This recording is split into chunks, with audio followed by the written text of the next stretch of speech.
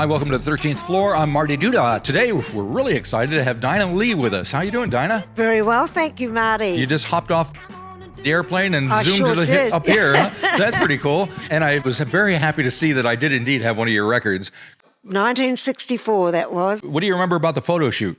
Well, I remember what I wore. Okay. Being a female, you always remember what you wear. So a couple of things I wanted to talk to you about. First off, it was 60 years since the Beatles were here. Yes. And you were right in the middle of all that. Yes, But I was was. hoping you might share any experiences you might have had with the Fab Four. I was on tour in New Zealand, down in Dunedin, with a group called Max Merritt and the Meteors. And of course, Max backed me on all my early recordings, you see. So we were on tour and we were staying in the same hotel in Dunedin as the Beatles. Well, there was about 2,000 kids outside. Were there 2,000 people in Dunedin back then? Well, they were there outside this hotel. And of course, in those days, it was the Beatles era, it was like screaming. Right, sure, yes. Absolutely. Like when you're on stage and when they were on stage, I don't know how anybody heard them because everybody was screaming, you see. And of course, in those days, Marty, you never had fold back or anything. So who knows how, you could hear yourself on stage, let alone with all the screaming. Yep. Anyhow, in Dunedin, and we all had our sort of Beatles haircut as well. So once the Beatles had gone inside and into their suites, we hung out the windows and was going, woo, and of course, they would scream at anything. Right. Yeah, so that was that. That's pretty cool. My manager came and said, the Beatles would like to meet you. So I went, ooh, and I'm the same. I'm 20. Yep, you'd want to meet them. And don't forget, we're in Dunedin in 1964. It's still quite conservative in that time. Yep. I met John Lennon and Paul McCartney, and I was taken to their suite and introduced. And I remember what I wore. I had a green shift on with little black leather, because I was a mod, you see. I was a mod back then, with the black leather collar and black leather buttons, black fishnet stockings with black leather knee-high boots. I was a real mod. And the hairdo. Yep. And the black eyes and all that. So they loved meeting me because, I was one of the first with that look in New Zealand. In New Zealand. People always said, what did you talk about? And I'm sort of trying to remember, but I know we drank rum and Coke. That was the drink. We drank rum and Coke. And meeting them, they were quite like, what's happening? Because they were all new to the scene as well, you see. Sure. Yep. They're only kids. Yep. It was a culture shock for everyone and for, of course, New Zealand press.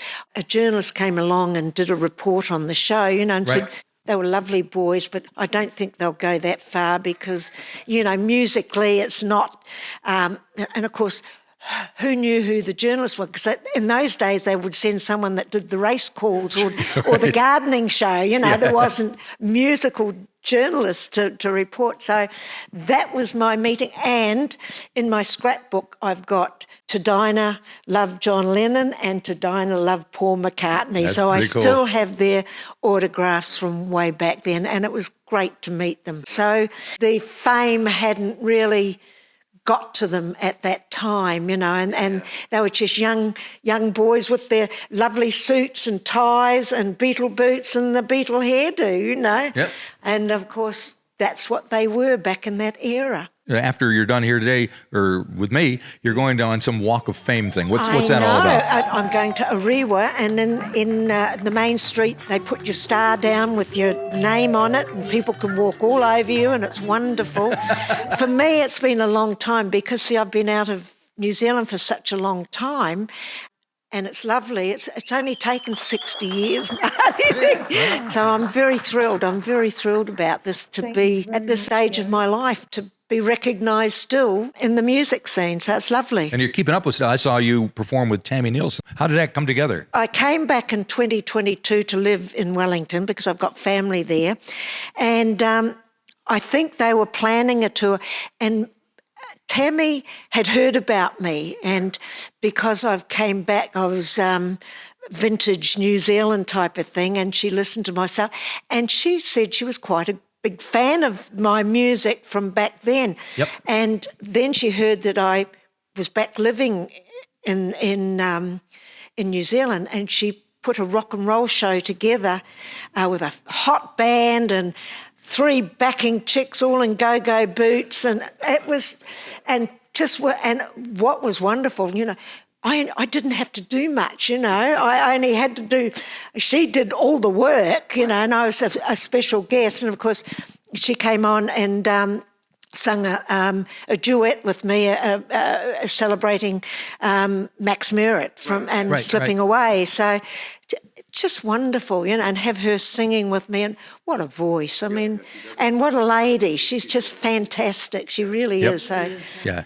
I loved it. Very good. Yeah. and I got to ask you about doing the blue beat, because music-wise, I was around then. I was living in the States. Right. You didn't hear that kind of music on the radio in the States at all. No. So how did you get exposed to that music? Well, funny enough, I was on tour in New Zealand, and in Wellington, the record, because Viking Records come out of Wellington, and but I recorded mainly in Auckland. But I was on tour, and Max Merritt and the Meteors went into a studio and put the backing down.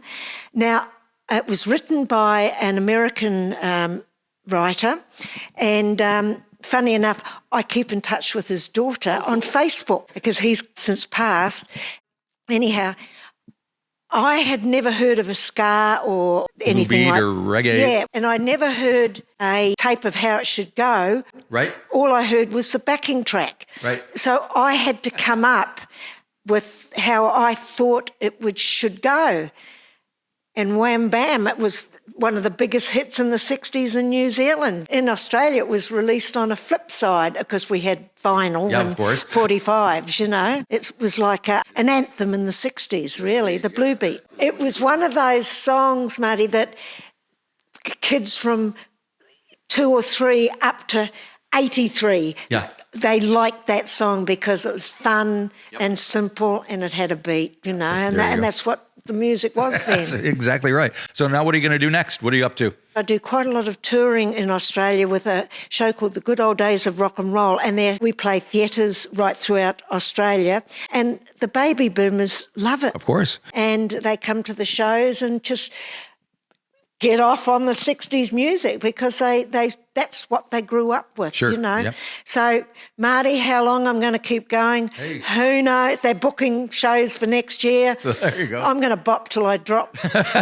It's amazing how many people in their 80s, there's Bob Dylan and I Paul know. McCartney and Mick Jagger. I mean, they're all getting up there. They're all getting and none up of them there. are slowing down. Not up there. Not up there. Yeah. So a few of them slip up there, but it's going to happen to all of us eventually. Yeah, not yet. But, so let's see, of course, and I want to promote my complete collection, CD, box set, and so I've got to sell them as well, Absolutely. Marty. You see, so I've got to keep going.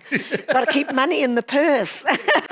Very good. Well, thank you so much for coming and stopping by here on your busy day. So it's been a real pleasure meeting you. I loved it. Thank you so much. You're welcome. Right. Bye.